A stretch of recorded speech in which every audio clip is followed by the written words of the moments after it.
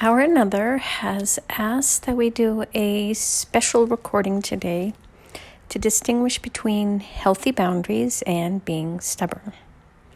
Our another today had an epiphany. When she established boundaries in her youth, she was called stubborn, thereby making it a negative attribute, and she learned not to do it. So now, today, she realized that she is not being stubborn, and she wasn't being stubborn. She was merely expressing her desire, and that where it was something that was very important to her, she really did not want for it to be negotiable. That is what a boundary feels like. A boundary is where you wish to be heard, seen, expressed, recognized, and honored.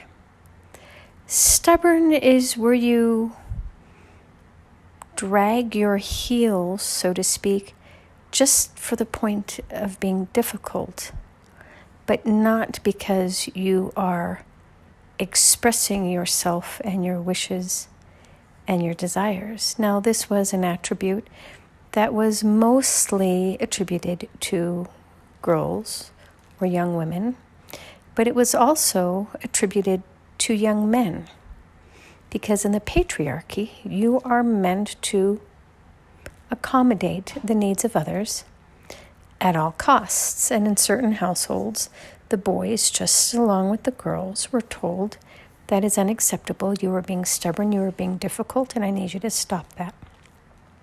This is one very simple way within which the young people are shut down.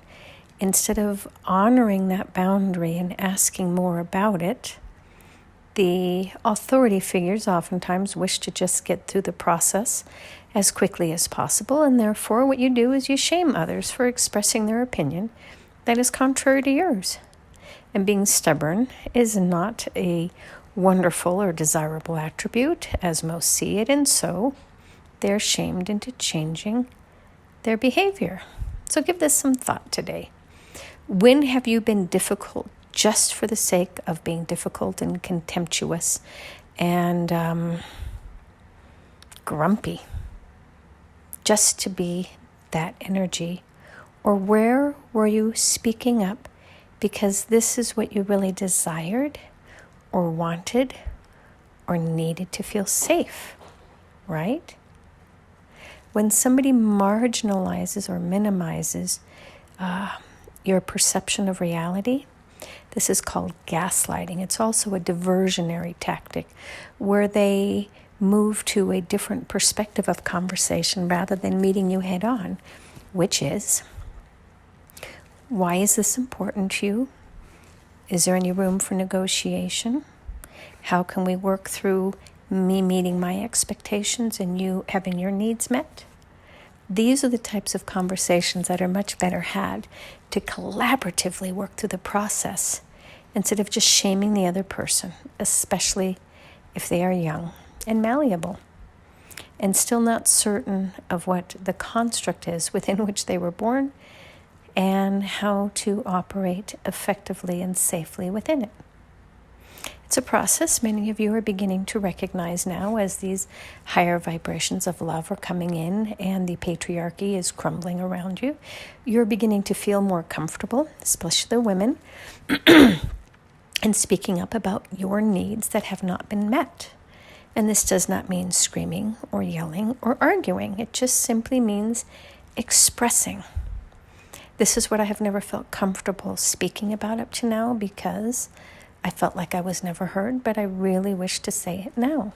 This is important to me, and this is why it is important to me. Will you accompany me on this journey to where my soul, my heart, desires to go? It may be down to the local Piggly Wiggly, or it may be clear across the globe to a whole new location. But whatever it is, where you can say, these are parts of my needs, my wants, my desires, and my concerns or worries.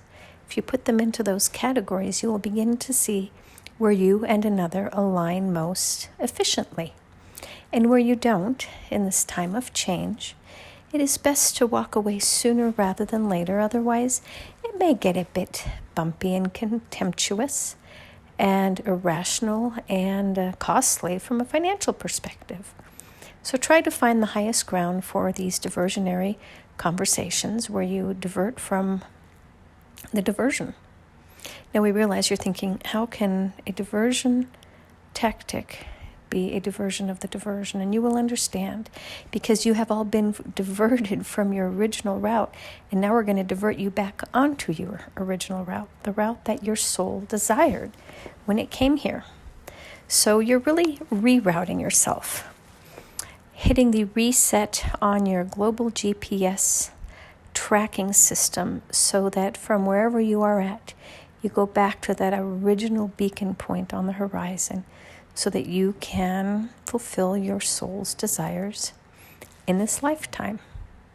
It's obviously a much more complicated conversation than this, but we wanted to give you all at least a minimal understanding of what the difference is between stubborn and setting boundaries. And as you all practice these skills more and more, you will begin to really feel what a healthy boundary feels like, because it's just a simple expression of self where you feel safe to say, this is what I really would like right now.